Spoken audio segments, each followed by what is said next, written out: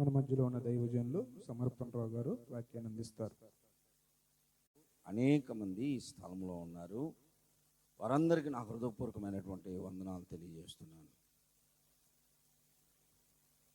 మీ time ఎంత అయింది చెప్పండి. మీ ఊరి టైం ఎంత అయింది?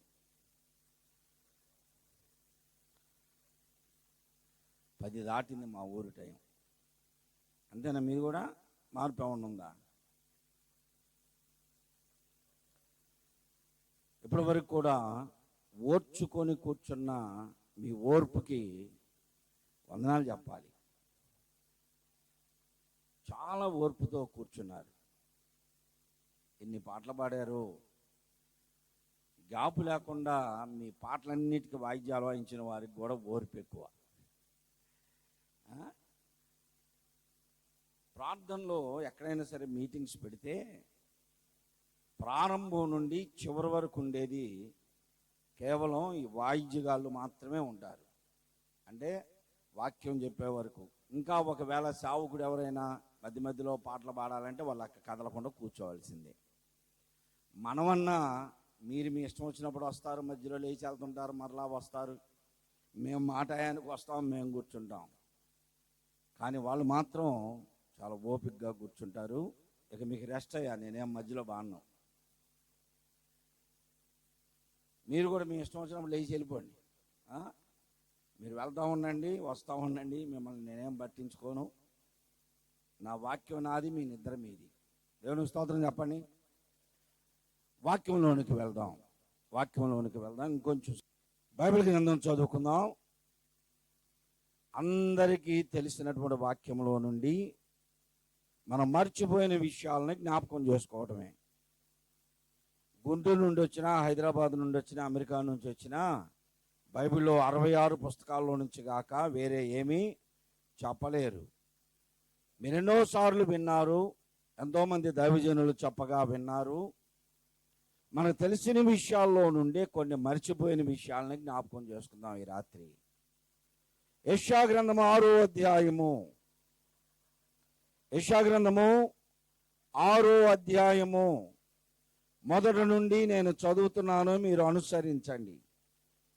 యెషయా గ్రంథం 6వ అధ్యాయము మొదటి నుండి చదువుతున్నా. రాజైన ఉజ్జియా మృతి నొందిన సంవత్సరమున అత్యున్నతమైన సింహాసనమందు ప్రభువు ఆసీనుడై ఉండగా నేను చూసి తిని.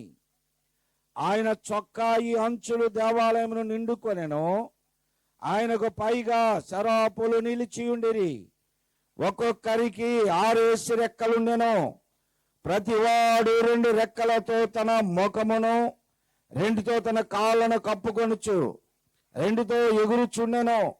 వారు సైన్యములకు అధిపతి యెహోవా పరిశుద్ధుడు, పరిశుద్ధుడు, పరిశుద్ధుడు, సర్వలోకము ఆయన మహిమతో నిండి ఉన్నది అని గొప్ప స్వరముతో గాన ప్రతిగానములు చేయుచుండిరి.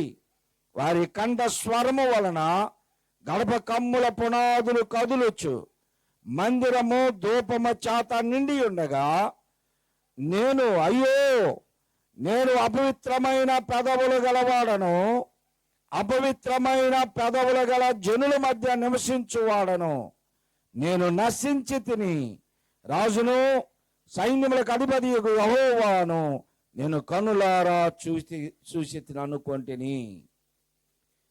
చాలా, ఇక బైబిల్ కూడా చదివే పని లేదు. త్వరగా చెప్పుకుంటా వెళ్తా వినండి. బైబిల్ గ్రంథము అది పరిశుద్ధమైనటువంటి గ్రంథం. దీని అట్ట మీద ఉన్నటువంటి పేరు పరిశుద్ధ గ్రంథం. పరిశుద్ధ గ్రంథమైన బైబిలులో 66 పుస్తకాలు ఉన్నాయి. 66 పుస్తకాలలో యెషయా గ్రంథము నుండి మలాకి వరకు 17 పుస్తకములను లేక 17 గ్రంథములను ప్రవచన గ్రంథములు, ప్రవచన పుస్తకములు అంటారు. 16 మంది ప్రవక్తలు ఈ 17 పుస్తకములను రచించారు. ఈ 16 మంది ప్రవక్తలలో పెద్ద ప్రవక్తలు, చిన్న ప్రవక్తలను విభజించారు. ఈ 16 మంది ప్రవక్తలలో యెషయా ప్రవక్త ప్రాముఖ్యమైనటువంటి వాడు. యెషయా ప్రవక్త పెద్ద ప్రవక్త. 4 రాజులు పరిపాలించే కాలములో యెషయా ప్రవక్త ప్రవశించాడు. ఇంచుమించు 40 సంవత్సరాల పైన ప్రవశించాడు ఆయన. 4 రాజులు యూదా దేశమును పరిపాలిస్తూ ఉండగా వారి పరిపాలనలో యెషయా ప్రవక్త ప్రవశించాడు. దేవుడు తన ద్వారా ప్రవశింపచేసి పాపమును ఖండిస్తూ శాపముల నుండి విడుదల పొందే మార్గమును యెషయా ప్రవక్త గారి ద్వారా ప్రవశింపచేశాడు. పరిశుద్ధ గ్రంథమును బైబిల్ 2 భాగాలుగా విభజించినట్లుగా యెషయా గ్రంథమును 2 భాగములుగా బైబిల్ పండితులు విభజించారు. ఆది కాండము నుండి మలాకి వరకు పాత నిబంధన, మత్తయి నుండి ప్రకటన వరకు క్రొత్త నిబంధన 2 భాగములుగా విభజించారు. అలాగనే యెషయా గ్రంథము 1వ అధ్యాయము నుండి 39వ అధ్యాయము వరకు మొదటి భాగము, 40వ అధ్యాయము నుండి 66వ అధ్యాయము వరకు 2వ భాగముగా విభజించారు. బైబిల్లోని పాత నిబంధన దేవుని ధర్మశాస్త్రమును తెలియచేస్తూ ఉంటే, క్రొత్త నిబంధన క్రీస్తు కృపను తెలియచేస్తోంది. యెషయా గ్రంథములోని మొదటి భాగము దేవుని ప్రజలు పాపము చేత నిండి ఉండగా వారి యొక్క దుష్టత్వమును దుర్మార్గతను ఖండిస్తూ సరిచేసినటువంటి విషయాన్ని, దేవుని న్యాయ తీర్పును మొదటి భాగము తెలియచేస్తుంది. 2వ భాగము కొత్త నిబంధన క్రీస్తు కృపను చూపించినట్లుగా తెలియపరిచినట్లుగా యెషయా గ్రంథములోని 2వ భాగము దేవుడైన యెహోవా తన కుమారుడైన క్రీస్తుని లోకములోనికి పంపించే ఎన్నో ప్రవచనాలు, వాగ్దానాలు, జనన మరణ పునరుద్ధానాలు రాకడలను గూర్చి ఈ 2వ భాగము తెలియచేస్తోంది. యెషయా గ్రంథము యొక్క ప్రాముఖ్యత, యెషయా గ్రంథమును బైబిల్ పండితులు ఎలాగున విభజించి వాటి వివరణ ఇచ్చారు. ఇందులో 4 రాజుల ఆ పరిపాలనలో ప్రవశించినటువంటి ప్రవక్త అయిన యెషయా గారు చాలా కాలము నుండి ప్రార్థన చేస్తున్నాడు. దేవుని దర్శనము కొరకు ప్రార్థిస్తున్నాడు. దేవా మాతో మాట్లాడు. ప్రవక్తల యొక్క ప్రవచనాలు విన్నాడు ఆయన. దేవుని యొక్క స్వరము లేకపోతే, దర్శనము లేని ఎడల జనులు నశించెదరు అనేటువంటి మాటలు తెలిసినటువంటి ప్రవక్త. నీవు మాతో మాట్లాడయ్యా, నీవు మాకు కనపడు, దర్శనమివ్వు అని ఏడ్చి కన్నీరు కార్చి ప్రార్థన చేస్తున్నాడు. ప్రవక్త వేదనతో ప్రార్థన చేస్తున్నాడు.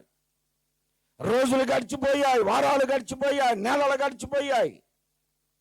దేవుని దర్శనము లేదు. దేవుడు తన దర్శనము ఆపివేశాడు, తన స్వరమును ఆపివేశాడు. కారణం ఏమిటి అంటే ప్రజలలో పాప భీతి పోయింది.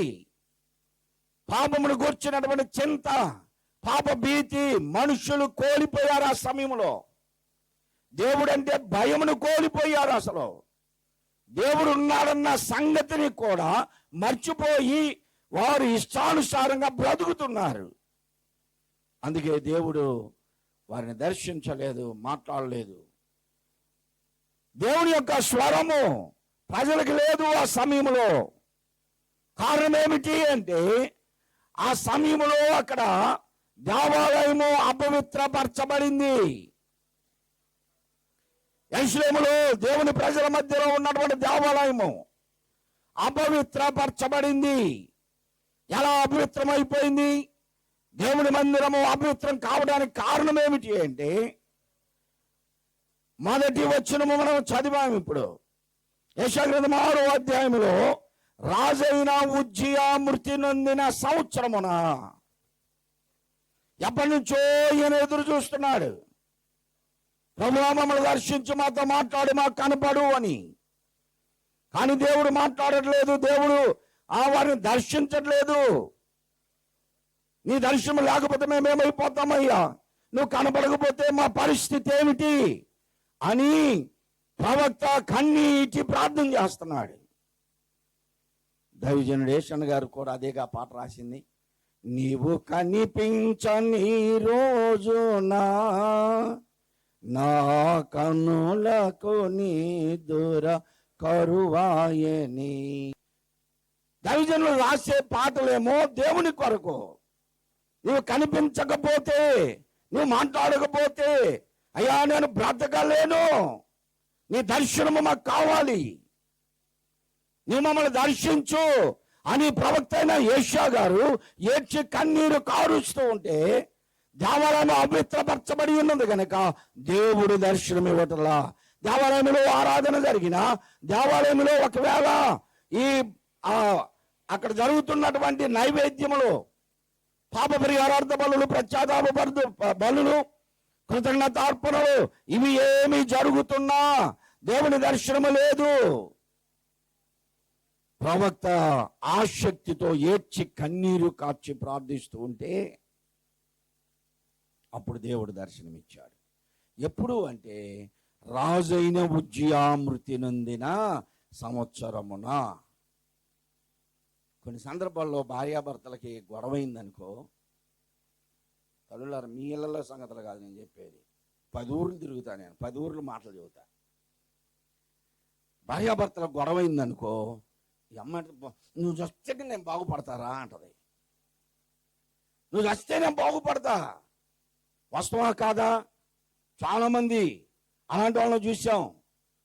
వాడు సంపాదించిందంతా తాగుడికే, వాడు కష్టపడి తెచ్చేదంతా కష్టపడతాడు, మళ్ళీ మొత్తం తాగుడికి పెడతాడు. చాలకపోతే ఆ అమ్మాయిని కూడా వేధిస్తూ ఉంటాడు. చుట్టుపక్కల చూసేవాళ్ళు వీడు పోతే కానీ ఆ పిల్ల బాగుపడిద్ది అంటారు. ఇవి అదే జరిగింది. ఇప్పుడు రాజైన ఉజ్జియా మృతి నొందితేనే తప్ప దేవుని దర్శనము ప్రజలకి దొరకలేదు. రాజైన ఉజ్జియా చనిపోతేనే దేవుడు ప్రజలను దర్శించాడు. రాజైన ఉజ్జియా ఏమన్నా దుర్మార్గుడా? దుర్మార్గుడైతే చావాలని ఎదురు చూస్తారు. రాజైన ఉజ్జియా 52 సంవత్సరములు దేశమును పరిపాలించాడు. యథార్థంగా ప్రవర్తించాడు. ఆయన భక్తి కలిగి ప్రవర్తించాడు. చాలా అత్యున్నతమైనటువంటి పరిపాలన చేశాడు ప్రజల మధ్యలో. ఆయన పరిపాలన యథార్థమైనటువంటి పరిపాలన. 16 సంవత్సరాల యవన కాలములో ఆయన రాజుగా వచ్చి అప్పటికే మూసివేసినటువంటి దేవాలయమును తెరిపించి, యాజకులను లేవీలను సిద్ధపరిచి, పరిచారకులను ఏర్పరిచి, అక్కడ బలిపీఠములను సరిచేసి, దేవాలయమును శుద్ధి చేసి, దేవాలయములో ప్రతిదినము నైవేద్యము దేవునికి అర్పించడానికి ఉదయ సాయంకాలములు నైవేద్యములను సిద్ధపరిచి, అనుదినము దేవాలయంలో ఆరాధన జరిగేటట్లు ఏర్పాటు చేశాడు. ఇంత యథార్థమైనటువంటి ప్రవర్తన కలిగి దేవుని ఆరాధిస్తూ ప్రజలను ఏకపరిచి దేవుని ఆరాధించే ఆరాధికుడిగా ఉన్నాడు 52 సంవత్సరాలు. 52 సంవత్సరాలు. మరి ఎందుకు ఆయన చనిపోయేదాకా దేవుడు ప్రజలను దర్శించలేదు? కారణం ఏమిటి అంటే, దినవృత్తాంతముల 2వ గ్రంథము 26వ అధ్యాయము 16వ వచనం చదవండి. దినవృత్తాంతముల గ్రంథము 2వ గ్రంథము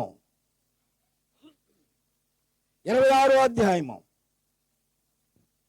16వ వచనం చదివితే అక్కడ ఏమంటున్నాడు అంటే,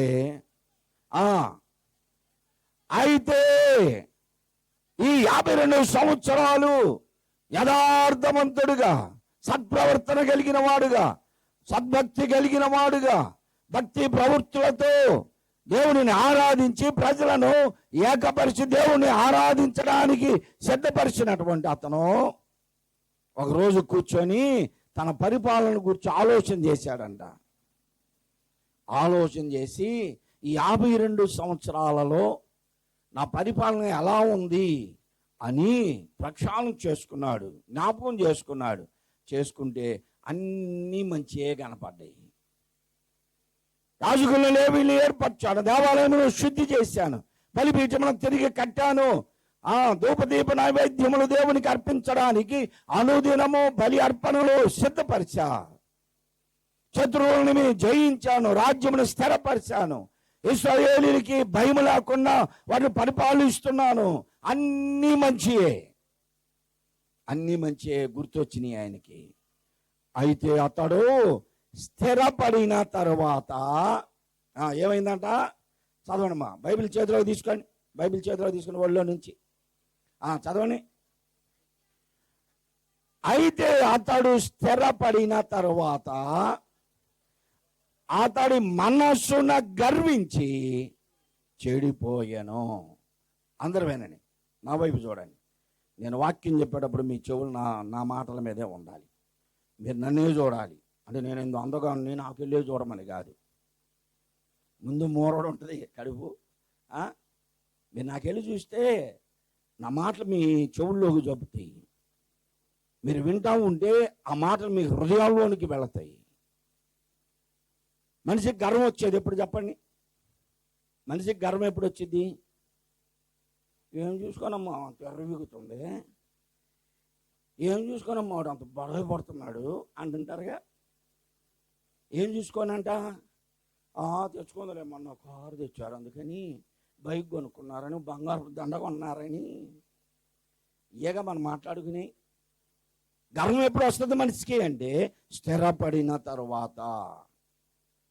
దేవుడు నిన్ను హెచ్చించి ఉన్నత స్థితినిచ్చి, ఉన్నత పదవిని ఇచ్చి, ఉన్నత ఉద్యోగమును చేసి కాస్త సంపాదిస్తే ఈ సంవత్సరం పొలం బండి పంట బాగా వచ్చి రేటు బాగా వచ్చిందనుక మిరపకాయలకి, నువ్వు పండించినటువంటి పంట అభివృద్ధి కలిగి ఆశీర్వాదింపబడి కొంచెం ఐశ్వర్యములోనికి వస్తే గర్వం వచ్చేసిద్ది మనిషికి.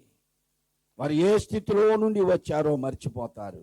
ఈయన అన్ని జ్ఞాపకం చేసుకొని, నేనుండబట్టే మందిరం కట్టబడింది, నేనుండబట్టే ఆరాధన జరుగుతుంది, నేనే అని అనుకుంటా ఉండేసరికే లోపల గర్వం వచ్చేసింది. సహోదరి సహోదరులారా, ఏ వ్యక్తి అయినా సరే పాడవడానికి కారణం, సొలొమోను అంటాడు సామెతల గ్రంథంలో, నాశనమునకు ముందు నాశనమయ్యే వారికి ముందు ఏమి నడుస్తుందంట? గర్వం నడిచిద్ది. సియోను కుమార్తెలు గర్విష్ఠురాండ్రై మెడ చాచి నడుచుచు, కులుకుతూ నడుచుచు వారి కాలి గజ్జలను మోగించుచున్నారు అంటాడు యెషయా గ్రంథంలో. ఇప్పుడు మనం గర్విష్ఠులము కాకూడదు. గర్వానికి ముందు నాశనమే ఉంటుంది. ఇదే ఇప్పుడు రాజు అయినటువంటి ఉజ్జియా మనస్సున గర్వించాడు. గర్వం లోపల గర్వం ఉంటే పైకి కనపడదు. మనస్సున గర్వించి యాజకులు చేయవలసినటువంటి పని సరాసరి దేవాలయంలోనికి వెళ్తున్నాడు. ఎప్పుడు వచ్చినా బయట నిలబడేవాడు. బయట నిలబడి లోపలికి రాకుండా ఏదైనా పని ఉంటే లేవీయులను యాజకులను బయటికి పిలిచి మాట్లాడేవాడు. ఈరోజు సరాసరి లోపలికి వెళ్ళిపోతున్నాడు. ఉజ్జియా గర్వించాడు. గర్వం వచ్చేసింది. ఇప్పుడు నా ద్వారా మంచి జరిగింది, 52 సంవత్సరాలు దేశమును సురక్షితంగా ఉంచాను, అభివృద్ధి చేశాను అని గర్వించి సరాసరి లోపలికి వెళ్తుంటే ఆ యాజకులందరూ ఆయన వైపే చూస్తున్నారు. అయ్యా ఎక్కడికి వెళ్తున్నావు? ఏం మీరు నాకు చెప్పేది అని సరాసరి వెళ్ళిపోయి బలిపీఠం దగ్గర ధూపం వేయటానికి ధూప కలశము పట్టుకున్నాడు. యాజకులందరూ బ్రతిమలాడారు, అయ్యా ఇది నీ పని కాదు, నీవు చేయకూడని పని ఇది, నువ్వు రాజ్యమును పరిపాలించు, దేవుని ఆరాధించడానికి ధూపదీప నైవేద్యములు ఏదైనా చేయాలంటే మేము చేస్తాం, అది నీ పని కాదండి.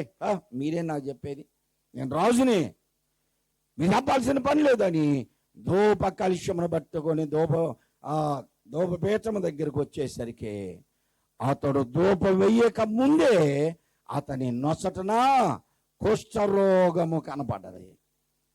కుష్ఠరోగము పుండు, ఈ ముఖమంతా పుండు. కుష్ఠరోగం వచ్చినటువంటి వారి ముఖం ముడుచుకుపోయి ఉంటుంది, ఏళ్ళన్నీ లాక్కుపోయి ఉంటాయి నరాలు. ఆయన ముఖం వికారమైపోయింది, నొసలంతా ఆయనకి పుండు పడిపోయింది, సీము రక్తం అసహ్యంగా కనపడుతున్నాడు. వెంటనే ఆ సీము రక్తం కారుతుంది. వీళ్ళందరూ అన్నారు, అయ్యా నీ ముఖం అంతా కుష్ఠరోగం వచ్చింది, నువ్వు ఇక్కడ ఉండకూడదు, పవిత్రమైన స్థలం ఇది అంటే అతడు కూడా దేవుడు తనను మొత్తాడని గ్రహించి బయటికి వెళ్ళుటకు త్వరపడ్డాడు. అతడు కూడా గ్రహించాడు, అయ్యో నేను గర్వించాను, దేవుని సన్నిధానంలోనికి వెళ్ళకూడని స్థలంలోనికి వెళ్ళి చేయకూడని పని నేను చేశా, దేవుడు నన్ను మొత్తాడు అని త్వరపడి బయటికి వెళ్ళిపోయాడు. ఊరిలో ఉంచకుండా కుష్ఠరోగిని ఏం చేయాలి? ధర్మశాస్త్ర ప్రకారం ఊరి బయట ఉంచాలి. ఊరి బయట ఉంచాడు. అతడు బ్రతికి ఉన్నంత కాలము దేవుని దర్శనము రాల. దేవుని కోపం వచ్చింది.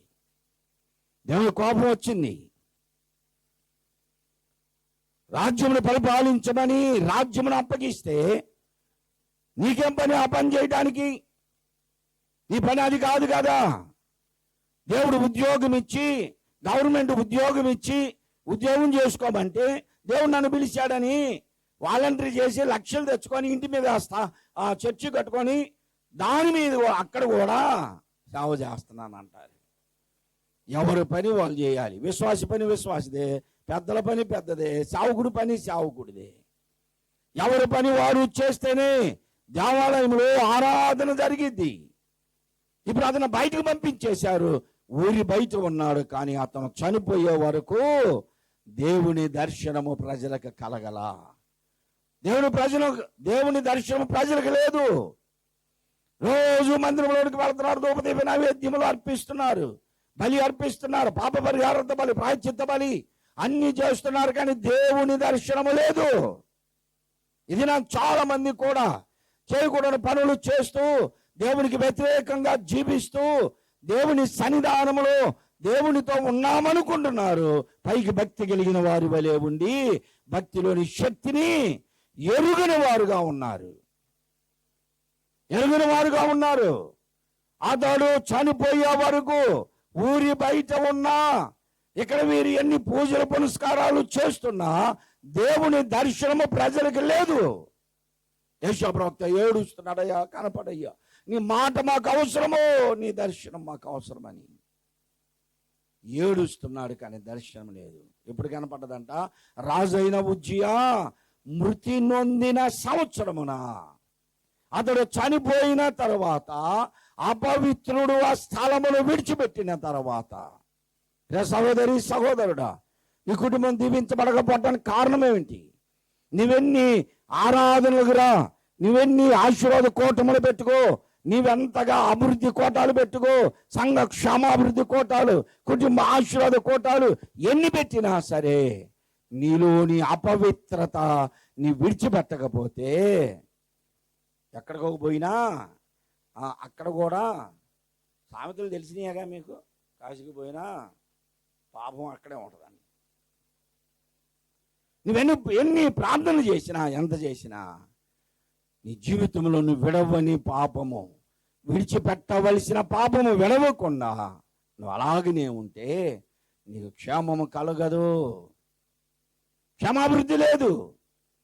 నువ్వు ఒకవేళ ఎంతగా పాటలు పాడినా, ప్రార్థించినా, ప్రసంగాలు విన్నా, దశంభాగాలు ఇచ్చినా, సంఘ సేవా పరిచర్యలో పాలు పొందినా, నీ జీవితంలో ఇంకా నీ విడిచిపెట్టని ఆ అపవిత్రత అలాగునే ఉంటే, విడిచిపెట్టకపోతే దేవుడు నిన్ను దర్శించడు, దీవెనలు ఉండవు, ఆశీర్వాదాలు ఉండవు, అభివృద్ధిలోనికి రాలేవు. ఎవరైనా సరే ఆ స్థితిని విడిచిపెడితేనే, ఆ స్థితినేమో విడిచిపెట్టడానికి ఇష్టపడరు, మరలా అభివృద్ధి చెందే వాళ్ళని చూసి అసూయ పడతారు.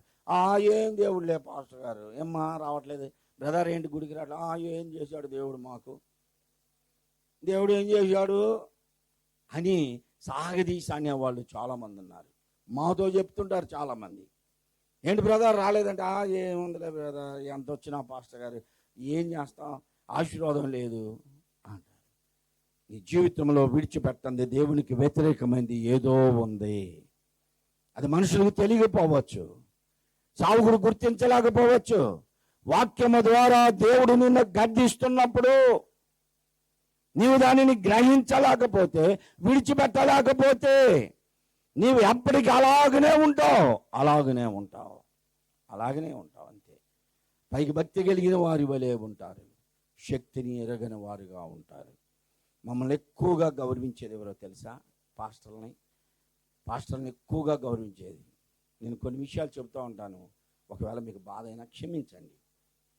మమ్మల్ని ఎక్కువగా గౌరవించేది ఎవరంటే, బాగా తాగుతారు చూసారా, వాళ్ళు మమ్మల్ని అసలు ఎంత గౌరవిస్తారంటే, పాస్టర్ గారు కనపడితే పాస్టర్ గారు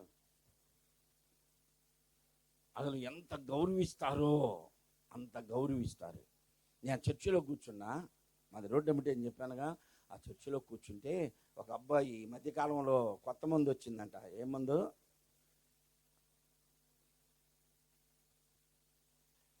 కొత్త మందు. ఇప్పుడు చేతులు కడుక్కోండిరా, శుభ్రం చేసుకోండిరా అని గవర్నమెంట్ శానిటైజర్ ఇస్తే ఇది కడుపులో శుభ్రం చేసుకుంటున్నారు. నేనే వాళ్ళ మళ్ళీ పరదేశులమో మోసకపోతున్నా. దైవికమయంగా ఉన్నామనుకుంటున్నారు చాలామంది. ఈ జీవితంలో ఇంకా అపవిత్రత అలాగనే ఉంది. విడిచిపెడుతున్నావా? ఎన్ని డిసెంబర్ 31 వెళ్ళిపోయినాయో. ఆ డిసెంబర్ 31 తారీఖు రోజున ఇక పాస్టర్ గారు ఇక నేను అన్నీ మానేస్తున్నానండి అంటారు. ఒక అతను వచ్చి డిసెంబర్ 31 తారీఖు రాత్రి మా దగ్గరకు వచ్చి ఒప్పుకుంటున్నాడు, పాస్టర్ గారు ఇక నుంచి నేను అది మానేస్తానండి అన్నాడు. ఏంటిదయ్యా అంటే, రోజుకు 6 డబ్బాలు సిగరెట్లు తాగుతానండి, ఇక నుంచి నేను తాగనండి, నా కోసం ప్రార్థన చేయండి అన్నాడు. సరే, నేను ప్రార్థన చేసి పంపించాను. మంచిదయ్యా, 6 ప్యాకెట్లు సిగరెట్లు తాగేవాడు అంటే ప్యాకెట్ 100 రూపాయలు ఎంత ఉంటుందంట, అంటే రోజుకు ఒక 600 నీకు కలిసి వస్తాయి అని చెప్పాను. ప్రార్థన చేసి వెళ్ళిపోయాం. 31 తారీఖున 5వ తారీఖు 6వ తారీఖున రోడ్డు మీద వెళ్తున్నా, ఇక్కడ తాగుతూ వస్తున్నాడు ఆయన. నాకు ఆశ్చర్యం వేసింది.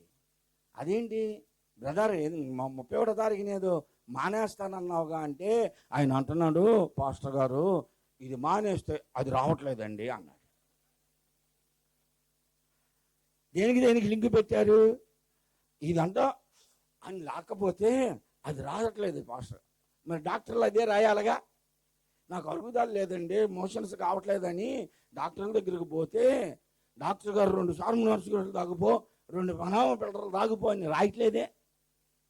4 సేపు రోజులు పొగాకుతో చుట్టాలు చుట్టుకొని తాగు, దమ్మేయి, అప్పుడు నీకు వచ్చింది అని చెప్పట్లేదా డాక్టర్లు? టాబ్లెట్లు ఎందుకు ఇస్తున్నారు? వంకనమాట విడిచిపెట్టలేక నీ జీవితంలో ఉన్నటువంటి ఆ అపవిత్రతను నీవు విడిచిపెట్టలేక, ఇది రాకపోతే ఇది రాదనో అరగదనో వంకలు చెబుతావు, అంతే వంకలు చెబుతావు. నీ జీవితంలో అపవిత్రత ఎన్ని ఉదాహరణలు చిన్నవి చెబుతున్నా నేను. ఇంకా పాపమును మానని అనేక మంది దీవించబడాలని కోరికుంది, ఆశీర్వదించబడాలని కోరికుంది, కానీ వారు విడిచిపెట్టవలసిన పాపమును విడిచిపెట్టట్లా, అపవిత్రులుగానే ఉన్నారు. నీ జీవితంలో ఆ పాపము చచ్చిపోతేనే దేవుడు నిన్ను పట్టుకుంటాడు. దేవుని స్తోత్రం, దేవుని స్తోత్రం చెప్పు, పెద్దగా చెప్పాలి, గుంటూరు కనపడాలా. నీ జీవితంలో నువ్వు ఇంకా విడిచిపెట్టని ఎన్నో ఉన్నాయి. కంటితో చూడకూడని చూస్తున్నావు, చెవులతో వినకూడని వింటున్నావు, తలంచకూడని పాపపు తలంపులు ఎన్నో నీ జీవితంలో అంటి పెట్టుకొని ఉన్నాయి కనుక, ప్రియ సహోదరుడా సహోదరి, అవి సస్తేనే, విడిచిపెడితేనే నీవు అభివృద్ధిలోనికి వస్తావు. దేవుడు నిన్ను దీవిస్తాడు, దేవుడు నిన్ను దర్శిస్తాడు. ఉజ్జియా మృతి నొందిన సంవత్సరమున ఇప్పుడు యెషయా ప్రవక్తకి దర్శనం కనపడ్డది. ఆయన ప్రార్థన చేస్తూనే ఉన్నాడు. ఇప్పుడు దర్శనము కలిగింది ఆయనకి. ఎలాంటి దర్శనమో తెలుసా? అప్పటి వరకు ఎవ్వరు చూడని అటువంటి ఒక మంచి దృశ్యాన్ని చూస్తున్నాడు ఆయన. అత్యున్నతమైన సింహాసనమును ఆయన చూస్తున్నాడు. ఆకాశము తెరవబడి పరలోకములో ఉన్న దేవుని సింహాసనమును యెషయా ప్రవక్త చూస్తున్నాడు. అంటే ఆయన ఎంత ధన్యుడైపోయాడో. ఆ సింహాసనము అన్ని సింహాసనముల కంటే కూడా ఎత్తైన సింహాసనము, ధవళమైన సింహాసనము. ధవళము తెలుపు, తెలుపు పరిశుద్ధతకు గుర్తు. ఎత్తైనది ఉన్నత స్థితిలో అన్ని నామముల కంటే పైనామము యేసు నామము. దేవునికి స్తోత్రం. దేవుని నామము ఉన్నతమైనటువంటి ఆకాశము క్రింద భూమి పైన ఏబడిన ఏ నామములో కూడా రక్షణ లేదు అని అపోస్తలులు ప్రకటించారు. ఇప్పుడు యెషయా ప్రవక్త మోకరించి ప్రార్థన చేస్తూ ఏడుస్తూ ఉండగా పరలోకపు దర్శనమును చూశాడు. అత్యున్నతమైన సింహాసనము, దాని మీద ఆసీనుడైనటువంటి దేవుణ్ణి చూశాడు. మీలో కూడా చాలా మంది దర్శనాలు చూసే వాళ్ళు ఉంటారు. తప్పు లేదు, తప్పు కాదు. చూడండి, దర్శనములు చూడండి, దర్శనములు పొందడం మంచిది. చూడండి, అబ్దుల్ కలాం గారు ఒక మాట చెప్పాడు, కలలు కనండి, ఆ కలలను మీ జీవితంలో నెరవేర్చుకోండి, సాకార్యం చేయండి. కలలుగా అంటాం. ఏ కళలో? పగటి కళలో. పగటి కళలకు అంటాం.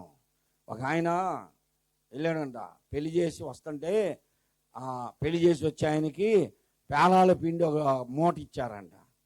అది ఒక దేంట్లో కొండలో పోసి ఇచ్చారు. అది కొండ మీద తల మీద పెట్టుకొని వస్తున్నాడు. పెళ్లిలో బాగా తింటారుగా పాస్టర్లో. పాస్టర్ల మీద చదువుతున్నారు. మీ జ్యోతి మీరు మళ్ళీ రెండోసారి పిలవరు. ఇజబాబండ ఈసారి పిలిచావా నీ సంగతి చెబుతామంటారు. బాగా తిన్నాడంటే ఆయన పెళ్లి చేసి వస్తా బాగా తిన్నాడు. ఇలాంటి ఎండల్లోనే ఆ కర్ర వేసుకొని ఆ కొండ తల మీద పెట్టుకొని వస్తూ ఉంటే ఆ దారిలో పెద్ద రాగి చెట్టు కింద బావి. ఆ బావి కాడ విశ్రాంతి తీసుకుంటూ ఉంటారు అందరు నీళ్లు తాగి. ఈయన కూడా వచ్చి ఆ పేనాల కొండ పిండి కొండ పక్కన పెట్టుకొని, కర్ర పక్కన పెట్టుకొని ఆ బావి గోడ మీద పడుకున్నాడు. ఇప్పుడు బావిలు కాదు, ఇప్పుడు బావులు చిన్న చిన్న. అప్పుడులో ఉండే బావులు చాలా పెద్ద గోడ ఉంటుంది. అది దాని మీద హాయిగా పండుకొని కలగంటున్నాడు. ఏం కలగ తెలుసా? ఇంటికి పోగానే పేలాల పిండి కొండ అమ్మేస్తా, అమ్మితే వచ్చిన డబ్బులతో కోడిని కొంట, ఆ కోడి గుడ్లు పెట్టిద్ది, దాన్ని పొదిగేస్తా, 12 పిల్లలు వస్తాయి, వాటిని అమ్మేస్తా, దోణ్ణ కొంట, ఆవు దోణ్ణ కొంట, అది పెద్దదైద్ది, మంద పెంచుతా, ఇలాగా అన్ని కలలు. కానీ అవన్నీ అమ్మి పెళ్లి చేసుకుంటా, ఒక మంచం కొనుక్కుంటాం, మంచం మీద పడుకుంటాం. దేవుడు మాకు ఒక పిల్లోని ఇస్తాడు. ఆ పిల్లోని పక్కన వేసుకొని కొంచెం వాటి జరుగు అంటది, నేను జరుగుతా. ఇంకొంచెం వాటి జరుగు అంటది, నేను జరుగుతా అన్నాడు. మూడోసారి అటు జరుగు అంటది, నేను జరుగుతానని బాయిలో పడ్డాడు. ఎక్కడ పడుకున్నాడు? బావి గోడ మీద పడుకొని. కొంతమంది ఉంటారు. నా కూతురు చిన్నప్పుడు, ఇప్పుడు పెద్దది చిన్నపిల్లలప్పుడు ఆ స్కూల్లో కొట్టుకోవడం ఇవన్నీ చేస్తారు కదా. మంచం మీద ఉండి కాలుతో జాడిస్తూ ఉంటుంది. జాడిస్తూ ఉంటే పాషం గారు, ఏంటి కొడుతున్నావు కాలుతో అంటే, నేను ఎప్పుడు కొట్టా, మేము ఆడుకుంటున్నా అంటది. నైట్ కళ్ళలో ఆడుకుంటుంది. అలాంటి వాళ్ళు చాలామంది ఉంటారు కదా, పగటి కళ్ళలు కనేవాళ్ళు. దర్శనములు పొందాలి. నీకు వచ్చినటువంటి దర్శనం ఏమిటి? చాలా మందికి వచ్చే దర్శనం ఒకటే. యేసు ప్రభు అంగి వేసుకొని, గొంగల మీద వేసుకొని, గొర్రె పిల్లలు ఎత్తుకొని, కర్ర పట్టుకొని, గడ్డం పెంచుకొని, భలే దర్శనం వచ్చింది పాస్టర్ గారు అంటే, నేనన్నా మీ ఇంట్లో ఆ ఫోటో ఉందా అన్న. ఆ ఫోటో చూస్తా పడుకొని ఉంటాం, అదే కళ్ళలోకి వచ్చి ఉంటుంది. యేసు ప్రభు నేను గొర్రెల కాపరిని అన్నాడని గొర్రెల మీద వేసుకొని రాడు ఆయన. చాలామంది ఈ దినాన దరిద్రులు అంటున్నారు, గొర్రెలు అంటున్నారు. అవును, మనం గొర్రెలమే. గొర్రెకు ఉండే స్వభావమే మనకు ఉంది. గొర్రె స్వభావం వేరు, పంది స్వభావం వేరు. పంది బురదలో బొర్రలాడిద్ది. పంది ఆ బురద గట్టు మీద ఉన్న గడ్డిని కూడా తింటది, రోతను తింటది, అంతా పంది తింటది. గొర్రె ఎప్పుడు కూడా బురదను చూసి దూరంగా పారిపోద్ది, బురద దగ్గర ఉన్న గడ్డిని కూడా తిందో. పవిత్రమైన జంతువు గొర్రె. అందుకని దేవుడు మనల్ని గొర్రెల స్వభావంతో పోల్చాడు. కానీ ఈ అడవులంతా గొర్రెలు అంటున్నారు. మనం గొర్రె స్వభావం మనది పంది స్వభావం కాదు. పంది స్వభావం కలిగిన వారు మనల్ని గొర్రెలు అంటున్నారు. ఇది తేడా. గొర్రెను కనపడి గొర్రెను ఎత్తుకొని రావటం కాదు ఆయన. గొర్రె స్వభావం కలిగినటువంటి విశ్వాసులకు కాపరి స్వభావం కలిగిన వాడు ఆయన. కాబట్టి దర్శనంలో చూడండి, మంచిదే. యెషయా ప్రవక్త చూసిన దర్శనంలో అత్యున్నతమైన సింహాసనము, దాని మీద ఆసీనుడైన దేవుణ్ణి ఆయన చూశాడు. ఆ దర్శనం ఎలా ఉందంట? చదవండి. ఆయన చొక్కాయి అంచు దేవాలయమును నిండుకొనెను. అందరు చూడండి, నా వైపు చూడండి. ఇప్పుడు యెషయా ప్రవక్త ఎక్కడున్నాడు? దర్శనం చూస్తున్నాడు. ఎక్కడుండి ఇంట్లో ప్రార్థన చేస్తున్నాడు. ఆయన ఏడ్చి కన్నీరు గార్చి ప్రార్థన చేస్తున్నాడు. ఆయనకి దర్శనము చూసింది పరలోకములో. ఆ సింహాసనం మీద ప్రభువు ఆశీనుడై ఉండడం చూశాడు. ఇప్పుడు పరలోకములో ఉన్న ప్రభువు యొక్క చొక్కాయి అంచులు, అంగి అంచులు ఎక్కడి నిండిపోయినాయి అంట? భూలోకములో ఉన్న అపవిత్రపరచబడినటువంటి దేవాలయమును నిండుకొని ఉన్నాను అంటే అన్నాడు. దేవునికి స్తోత్రం. దేవాలయమును నిండిపోయింది అంటే దేవుడు ఇప్పుడు మరలా కనికరిస్తున్నాడు తన ప్రజలను. ఎక్కడో పరలోకములో ఉన్నటువంటి దేవుని అంగి అంచు దేవాలయమును నిండుకొనేను. తర్వాత ఆయనకు పైగా శరాపులు నిలిచి ఉన్నారు. ఒక్కొక్కరికి 6 రెక్కలు ఉన్నాయి. 2 రెక్కలతో ముఖం కప్పుకున్నారు, 2 రెక్కలతో కాళ్ళు కప్పుకొని 2 రెక్కలతో వారు ఎగురుతూ దేవుడు పరిశుద్ధుడు పరిశుద్ధుడు పరిశుద్ధుడు అని గాన ప్రతిగానములు చేస్తున్నారు. వారు 6 రెక్కలు కలిగినటువంటి శరాపులు. వారి అపవిత్రత కనపడకూడదని కాళ్ళు కప్పుకున్నారు. మేము ఎవరికంటే గొప్ప కాదు, దేవుని కంటే గొప్ప కాదు, మేము కాదయ్యా కనపడాల్సిందని ముఖం కప్పుకున్నారు. దేవుని ఆరాధించాలి గనుక ఆ రెక్కలు విప్పి ఆరాధన చేస్తున్నారు. నాకు మీ పాస్టర్ గారు అంటున్నాడు, దేవదూతలు దిగి వచ్చి ఆరాధన చేసినట్టుంది అంటున్నాడు. కొండలలో, లోయలలో, అడవులలో, ఎడారులలో అంటే ఉద్యోగంగా వాడుతున్నారు. అడవులలో కొండ. ఆరాధన అంటే ఎలా ఉండాలా? ఆరాధన అంటే నిజముగా మనము సత్యముతో, ఆత్మతో, సత్యముతో దేవుని ఆరాధించాలి. కళ్ళు మూసుకొని చేతులు ఎత్తితే, చేతులు చప్పట్లు కొడితే పక్కన వాళ్ళని చూడకుండా ఆరాధన చేస్తుంటే మన ఆరాధనకు యోగ్యుడు దేవుడు. మన స్తుతుల మీద ఆసీనుడు ఆయన. నువ్వు సిగ్గుపడుతున్నావు, చప్పట పడతానికి సిగ్గుపడతావు, పాట పడతానికి సిగ్గుపడతావు, ఆరాధించడానికి కూడా సిగ్గుపడతావు. అటు ఇటు చూసి ఎవరు లేరా, మనకు తెలిసిన వాళ్ళు ఎవరన్నా ఉన్నారా అని అప్పుడు కాదు. యెషయా ప్రవక్త దేవుని దర్శనమును చూశాడు. ఇప్పుడు దేవుని దూతలు ఆయనను ఆరాధిస్తున్నాడు. ఆ తర్వాత జరిగింది ఏంటో తెలుసా? చదవండి. మీరు అక్కడే ఏలి పెట్టుకొని ఉండండి అమ్మా. వారు ఏమంటున్నారో తెలుసా? సైన్యములకు అధిపతికి యెహోవా పరిశుద్ధుడు పరిశుద్ధుడు పరిశుద్ధుడు అని సర్వలోకము ఆయన మహిమతో నిండి ఉన్నదని గాన ప్రతిగానములు చేస్తున్నారు. తర్వాత వారి కంఠ స్వరము వలన గడప కమ్ముల పునాదులు కదిలి మందిరము ధూపము చేత నిండి ఉన్నది. చాలు, అక్కడే పట్టుకోండి, నా వైపు చూడండి. ఎక్కడో పరలోకములో శరాపులు, దేవుని దూతలు, శరాపులు, మహాదూతలు దేవుడు పరిశుద్ధుడు పరిశుద్ధుడు పరిశుద్ధుడు పరిశుద్ధుడు అని గాన ప్రతిగానములు చేస్తుంటే గడప కమ్ముల పునాదులు కదులుతున్నాయి. అంటే ఎక్కడ గడప కమ్ములు? పరలోకంలోనా? కాదు. యెషయా ప్రవక్త ఇంట్లో ఉండి ప్రార్థన చేస్తున్నాడు, పరలోక దర్శనం చూస్తున్నాడు. జరుగుతున్న మార్పు ఎక్కడంటే, ఇదిగో యెరూషలేములో ఉన్న మందిరము, అపవిత్రమైపోయిన మందిరము గడప కమ్ములు కదులుతున్నాయి. దేవుని మహిమ మందిరములో ధూపము వలె లేచింది. దేవుని స్తోత్రం. మూడు విధాలుగా మనం చూస్తున్నాం. ప్రవక్త ఇంట్లో ఉండి ప్రార్థన చేస్తున్నాడు ఏడ్చి, దర్శనమేమో పరలోకమును చూస్తున్నాడు, మార్పేమో పరిశుద్ధత ఏమో దేవాలయంలో వస్తుంది. సావుకురాలు ఇంట్లో కూర్చొని ప్రార్థన చేస్తూ ఉంటారు. సంఘంలో ఎవరికి బాగోలేదో, ఎవరు ఆ కష్టాలు, నష్టాలు, శోధనలు, ఆ ఏ విషయంలో వారు కొరత కలిగి ఉన్నారో వారి కొరకు ప్రార్థన చేస్తూ ఉంటే, వారి ఇంట్లో ప్రార్థన చేస్తూ ఉంటే, సేవకులుగా మేము ఇంట్లో కూర్చొని ప్రార్థన చేస్తూ ఉంటే, కళ్ళు మూసుకుంటే మా విశ్వాసులంతా కళ్ళ ముందు కనపడతా ఉంటారు. ఏ సమస్యలో ఉన్నారో వారు కనపడుతూనే ఉంటారు. అనారోగ్యంలో ఉన్నవారు కనపడుతూనే ఉంటారు. వారి కొరకు మేము ప్రార్థన చేస్తూనే ఉంటాం. స్వస్థత వారికి అక్కడ జరిగిద్ది. దేవుని స్తోత్రం. ఇక్కడ ప్రార్థన చేస్తూనే ఉంటాడు సేవకుడు. ఇంట్లో కూర్చొని ప్రార్థన చేస్తాడు, మందిరంలో కూర్చొని ప్రార్థన చేస్తాడు. మీరు ఇంటి దగ్గర ఉన్నా, మీరు ఎక్కడ ఉన్నా దేవుడు మిమ్మల్ని తాగుతాడు. ఆ స్వస్థత మీకు వస్తుంది. ప్రవక్త ఇప్పుడు పరలోకంలో చూస్తుంటే ఆయన అంగి అంచు దేవాలయం నిండింది.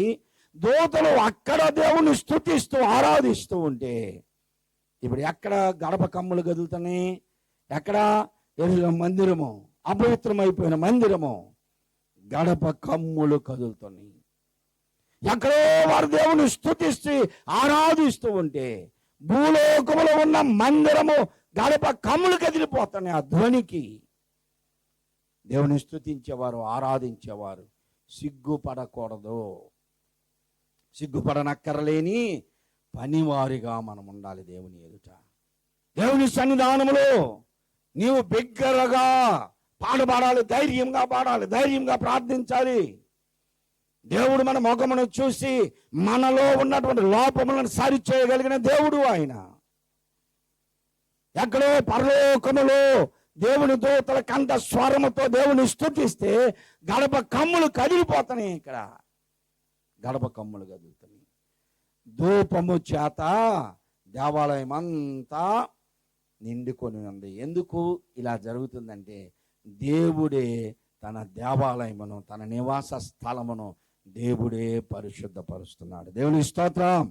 అపవిత్రపరచబడినటువంటి మందిరము ఇప్పుడు దేవుడే పని పూనుకొని పవిత్రపరుస్తున్నాడు. ధూపం వేస్తున్నాడు. ఇక్కడ ఉన్నటువంటి తల్లులందరికీ తెలుసు, పిల్లలకి అన్న వారికి. ఇప్పుడున్నటువంటి తల్లులకి తెలియదు, కానీ ఒక 40 సంవత్సరాలు పైబడ్డ వారికి తెలుసు. తల్లులకి చిన్నపిల్లలకి స్నానం చేపించిన తర్వాత ఆ రోజుల్లో ఏం చేసేవాళ్ళంటే, నిప్పులు కొంపట తెచ్చి, అది మూగిట్లో నిప్పులు వేసుకొని తీసుకొచ్చి ఆ సిబ్బిరేగులోనో దేంట్లోనో నిప్పులు తెచ్చి ఏం చేస్తారు,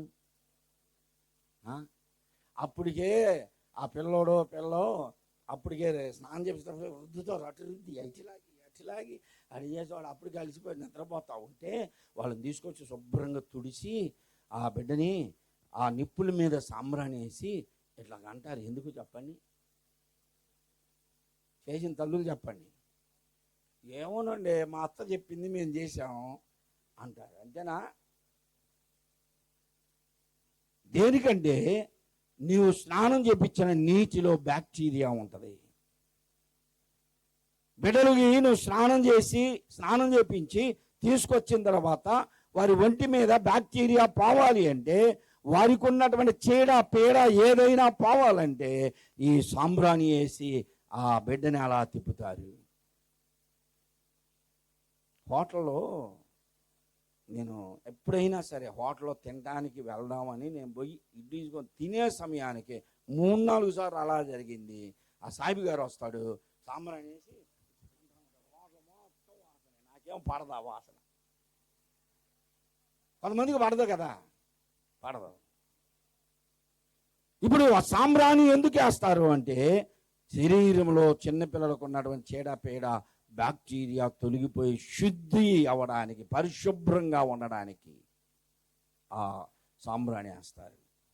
ఇప్పుడు దేవాలయంలో ఉన్నటువంటి అపవిత్రతను పోగొట్టడానికి దేవుడు తన మహిమను ధూపము వలె దేవాలయంలో నింపి దేవాలయంను శుద్ధి చేశాడు. ఇప్పుడు అపవిత్రత పోయింది దేవాలయంలో. దేవుణ్ణి చూశాడు ప్రవక్త అయినటువంటి యెషయా గారు. ఇప్పుడు అంటున్నాడు ఒక మాట, అయ్యో నేను అపవిత్రుడను, అపవిత్రమైన పెదవులు గలవాడను, అపవిత్రమైన పెదవులు గల జనుల మధ్యలో నేను నివసిస్తున్నాను అన్నాడు. ఏ పెదవులంట? అందరూ వినండి, దేవుని స్తోత్రం చెప్పండి. ఏ పెదవి? అపవిత్రమైన పెదవులు అనేవి ఎవరికి ఉన్నాయి, ఎక్కడ ఉన్నాయి? చెప్పండి. నేను ట్రైన్ దిగి బస్సు కోసం నిలబడ్డా హైదరాబాద్లో ఒక 35 సంవత్సరాల క్రితం. అప్పుడు అవనస్తుడుగా ఉన్నా. నా పక్కన ఒక అమ్మాయి నిలబడింది, చేపకి అంటుంది.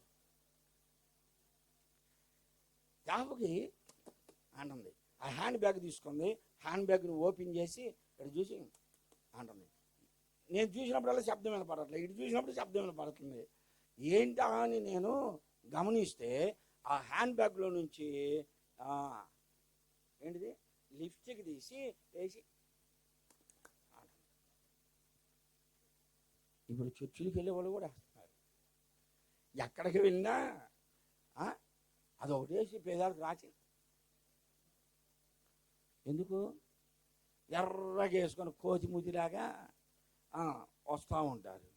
ఆ అమ్మాయికి వెళ్ళి చూస్తే అమ్మాయి బస్ స్టాపులో నడి రోడ్డు మీద ఎవరు సిగ్గుపడట్లే. ఇప్పుడు ఎక్కడుంటే అక్కడే గమగమన్నీ తీసుకొని రాసుకొని తుడుచుకొని పోతున్నారు అంతే. అపవిత్రమైన పెదవులు అంటే ఒకవేళ నీకు నల్లగా ఉండొచ్చు, ఎర్రగా ఉండొచ్చు, సన్నగా ఉండొచ్చు, దెబ్బ పేదాలు అయి ఉండొచ్చు. అపవిత్రమైన పెదవులు అవి కాదు. మాట్లాడకూడని మాటలు మాట్లాడతారు కొంతమంది. అపవిత్రమైనటువంటి మాట్లాడకూడని మాటలు మాట్లాడతారు. ఒక కోళ్ళు అత్తకి అన్నం తీసుకొచ్చి తీసిరేసిందంట. ప్లేటు తిన అని ఈ కుక్కకు సావన్న రావట్లేదు, ఇది పోవట్లేదు, ఇంటి ముందు నుంచి అన్నదంట. నన్ను పిలిపించిందామా, అయ్యా ఫాదర్ గారిని పిలవయ్యా, ఫాదర్ గారిని పిలవంటే నేను పోయా. వెళ్ళి ఏంటి సిస్టర్ అంటే కూర్చోయ్యా, అయ్యా నాకు అన్నం ప్లేడు తెచ్చి అట్టు నెట్టి మెట్ల మీద నిలబడి ఈ కుక్కకు సావన్న రావట్లే, ఇంటి ముందే పడి ఉంది అంటుంది. అయ్యా ఆడ కుక్కలు ఏమి లేవు అయ్యా అంటే నేను దాని దృష్టిలో కుక్కనయ్యా. మరి నాకెందుకు చదువుతున్నావు అంటే నీ ముందే కూర్చోడదు కదా గుళ్ళో. విశ్వాసి అపవిత్రత కాదా ఇది? అనకూడని మాటలు, నీ పెదవులతో అపవిత్రత. ఎంతమందిని దూషిస్తున్నావు, ఎంతమందిని హేళన చేస్తున్నావు. పాపపు మాటలు, పాపపు జీవితమే అంత. ఒక ఆయన ఉన్నాడు, సూపర్ సింగర్ అంటారు. ఆయన ఆ పడక కుర్చీ కూర్చొని ఫోన్లో పాటలు పెట్టుకుంటాడు. ఆ పాటలు ఏంటో తెలుసా? ఉంటే ఈ ఊళ్ళో ఉండు, పోతే నీ దేశం పోరని పాటలు వస్తూ ఉంటాయి. నా బండి శబ్దం వినగానే వెంటనే మార్చమ్మా, ఇంటి పేరు పశువుల పాక. ఎంత తెలివి కలిగిన వాళ్ళు, విశ్వాసులు కూడా తెలివి కలిగిన వాళ్ళు. అన్నయ్య మధ్యాహ్నం వచ్చి ఒకసారి ప్రార్థన చేసేళ్ళు అన్నయ్య అన్న. నన్ను సరే నీ ఇంటికి నేను 4 గంటల టైంలో వెళ్ళా. 4 గంటలకు దూరదర్శన్లో సినిమా బిగిన్ అయింది. ఆ రోజులు ఇప్పుడు కాదు, దూరదర్శన్లో సినిమా బిగిన్ అయింది. నేను వెళ్ళి మా సిస్టర్ అని పిలిచా. సిస్టర్ లేదు, బెదర్ లేదు, దాంట్లోనే లీలమైపోయి ఉంది. దాంట్లోనే ఉంది. రిమోట్ పట్టుకొని అటు నేను కూడా పోయి వెనకాల నిలబడి అలాగనే అసలు ఎప్పుడు చూసిద్దా ఏంటని అలాగనే ఉన్నా. అప్పుడు ఏదో కొత్త సినిమా అంట ఠాగూరు ఏదో అవి వేసారంటే, బాహుబలి అవుతుంది ఆ ఠాగూరు అవి వేసారని లీలం అయిపోయింది. అందులో అటే ఉంది. మా సిస్టర్ లేదు, బెదర లేదు, అలాగే పిల్లోడు వచ్చి మమ్మీ పాస్టర్ గారు అని రిమోట్ని నొక్కపోయి కింద పడేది గబాన్ తీసి పెట్టేసరికి క్రికెట్ పెట్టింది. అప్పుడు ఎంత తెలియగలిగిన వాళ్ళు వెంటనే మారుస్తున్నారు. ఇప్పుడు రిమోట్ కూడా కాదంట. ఒకప్పుడు మాకేమో టకా తిప్పే ఛానల్స్, ఇప్పుడు మీకేమో రిమోట్లు. ఇప్పుడు మీ పిల్లల తరం వచ్చేసరికి రిమోట్లు కూడా లేవంట. అలెక్సా అని చెప్పగానే ఛానల్ మారిపోతున్నాయి అంట. చేయకూడని పనులు చేస్తూ, అనకూడని మాటలు అంటూ, చూడకూడని చూస్తూ, అపవిత్రత జీవితం అంతా నింపుకొని దేవుడు నన్ను దీవించాలి, ఆశీర్వదించాలి, నేను ఎదిగిపోవాలి అనుకుంటే తప్పు. విడిచిపెట్టవలసినవి విడిచిపెట్టాలి. చేయకూడని చేయకుండా ఉండాలి, అనకూడని అనకుండా ఉండాలి, చూడకూడని చూడకుండా ఉండాలి. అపవిత్రత యావత్తు పోవునట్లుగా మనము దేవుని ఎదుట యథార్థవంతులముగా పాపమును ఒప్పుకోవాలి. ఇప్పుడు ఆయన అంటున్నాడు, అయ్యో అపవిత్రమైన పెదవులు కలిగిన వాడనయ్యా, అపవిత్రమైన పెదవులు కలిగిన జనుల మధ్యలోనే నేను ఉన్నాను, నేను ప్రభువుని చూసి నేను చచ్చిపోతున్నానయ్యా అన్నాడు. దేవుడు అన్నాడు, ఏయ్ నువ్వు చచ్చిపోవలసిన వాడివే కానీ నీ మీద నేను కనికరమును చూపిస్తున్నా అని దేవుని దూత బలిపీఠము నుండి కారుతో నిప్పుని తెచ్చి పేదాలకు అంటించింది. ఇక నుంచి నీవు అపవిత్రుడు కాదు ఇక నుండి పవిత్రుడు. ఇప్పుడు పరిశుద్ధపరచాను నిన్ను, నీ పాపమును పరిహరించాను, నీవు ఇప్పుడు పరిశుద్ధుడివి, లేచి పరిచర్య చేయి అన్నాడు. వెళ్తావా నీవు నా పని కొరకు అన్నాడు. యెషయా ప్రవక్త రాజు కుటుంబంలో పుట్టినవాడు, రాజరికము చేయవలసిన వాడు, రాజుగా పరిపాలించవలసిన వాడు. దేవుడు తనని ఎన్నుకున్నాడు, ప్రవక్తగా ఉంచాడు, తన భార్యను ప్రవక్తను చేశాడు. వారిద్దరు ప్రజల మధ్యలోనికి వెళ్ళి ప్రజల పాపముల నుండి వారిని విడుదల పొందే మార్గమును చూపిస్తూ ప్రవశిస్తూ ఉంటే చివరికి యెషయా ప్రవక్త గారిని రంపములతో కోసి చంపేశారు. దేవుని కొరకు హతసాక్షి అయ్యాడు. హెబ్రీ పత్రికలో ఆ విశ్వాసుల జాబితా చెబుతున్నప్పుడు రంపములతో కోయబడింది. యెషయా ప్రవక్తను గూర్చే మాట్లాడాడు ఆయన. దేవుని కొరకు ప్రజల పాపములు ఖండిస్తూ, దేవుని పరిచయం చేస్తూ, పరిశుద్ధంగా జీవిస్తూ, ప్రజలను పరిశుద్ధతలోనికి నడిపిస్తూ చివరికి తాను రంపములతో కోయబడిన దేవుని కొరకు నిలిచాడు. సహోదరి సహోదరుడా, ఇది నా ప్రవక్త అయిన యెషయా గారిని గూర్చి విన్నటువంటి నీవు నీ జీవితంలో ఎన్నో పర్యాయాలు అనుకోని ఉండొచ్చు. దేవుడు నాకు దర్శనం ఇవ్వాలి, దేవుని నేను చూడాలి, దేవుడు నాతో మాట్లాడాలి, నేను దేవునితో మాట్లాడాలని అనుకుంటున్నావు.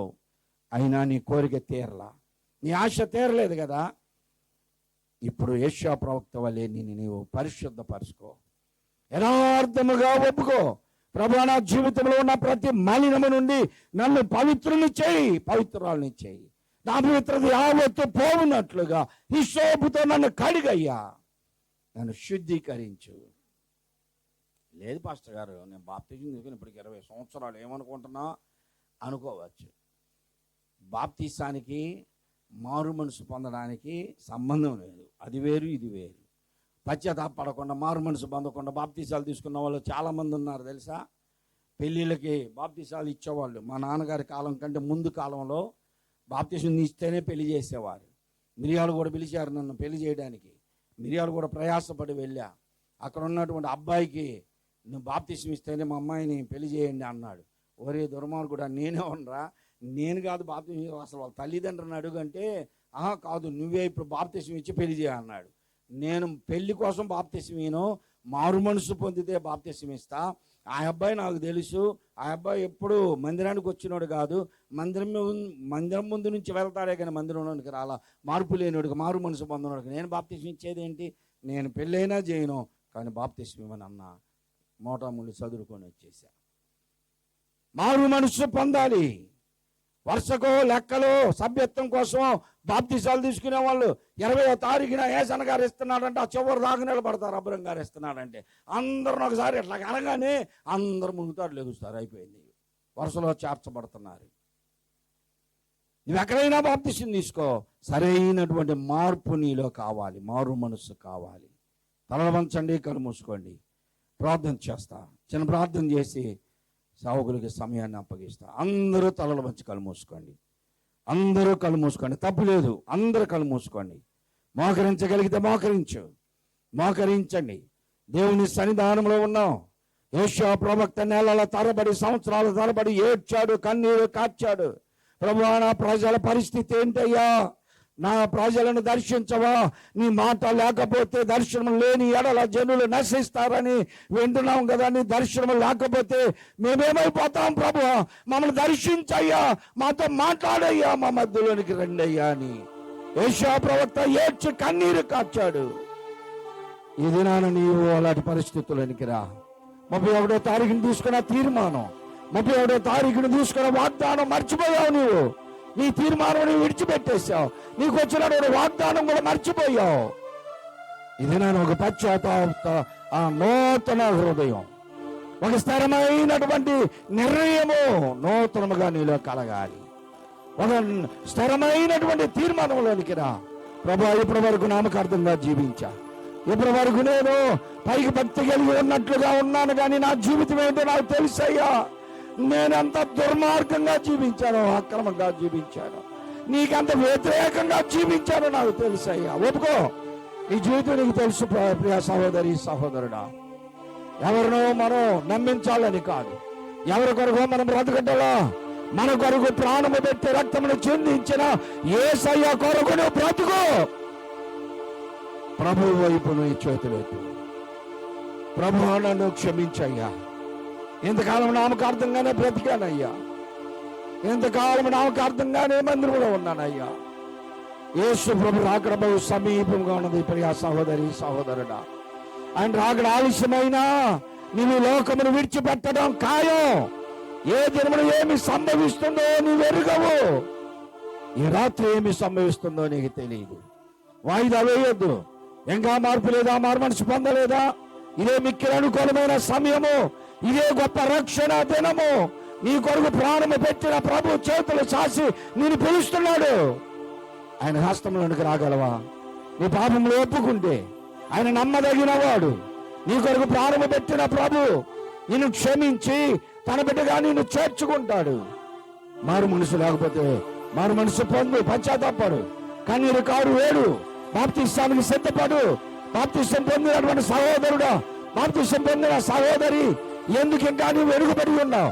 విశ్వాసంలో బలపడలేకపోతున్నావు, నిరీక్షణ కోల్పోయావు, భక్తిని కోల్పోయావు. ఎందుకు? ఒకసారి జ్ఞాపకం చేసుకో. విశ్వాసంలో బలపడు, విశ్వాసంలో బలపడు. క్షమించమని అడుగు ప్రభుని. నామకార్థం జీవితాన్ని విడిచిపెడతానయ్యా, నా చేయి పట్టుకో అయ్యా, నా చేయి పట్టుకో, నన్ను నడిపించు, నన్ను నడిపించు, నన్ను నడిపించు ప్రభువా. ఇప్పటి వరకు నీకు దూరంగా జీవించా, నీకు వ్యతిరేకంగా జీవించా, సంఘములకు వ్యతిరేకంగా, సావుకులకు వ్యతిరేకంగా, వాక్యములకు దూరంగా బ్రతికానయ్యా. నన్ను పట్టుకో ప్రభువా. నీ చేతితో నన్ను పట్టుకో, నీ ఆత్మతో నన్ను నడుపు. శిల్పి చేతిలో శిలను నేను, అనుక్షణము నన్ను చెక్కును. శిల్పి చేతిలో శిలను నేను, అనుక్షణము నన్ను చెక్కును. నీ చేతితో నన్ను పట్టుకో. అడగండి ప్రభువా,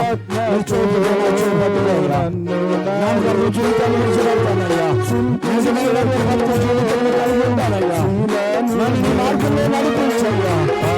స్థితి నుంచి లోపయ్యాను, అడుగు ప్రభు. నన్ను చెక్కును.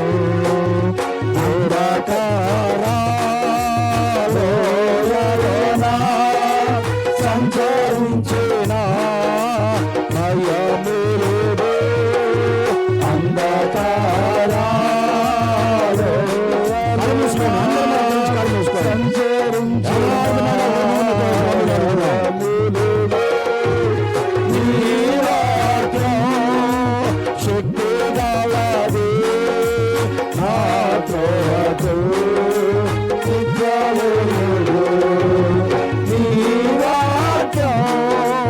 శక్తి గలది నా త్రోవకు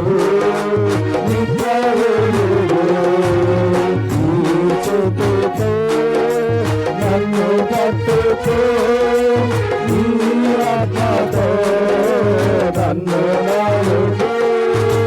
సుంది చేతులో సులను నేను, అనుక్షణము నన్ను చెక్కును. అనుక్షణము నన్ను చెక్కును.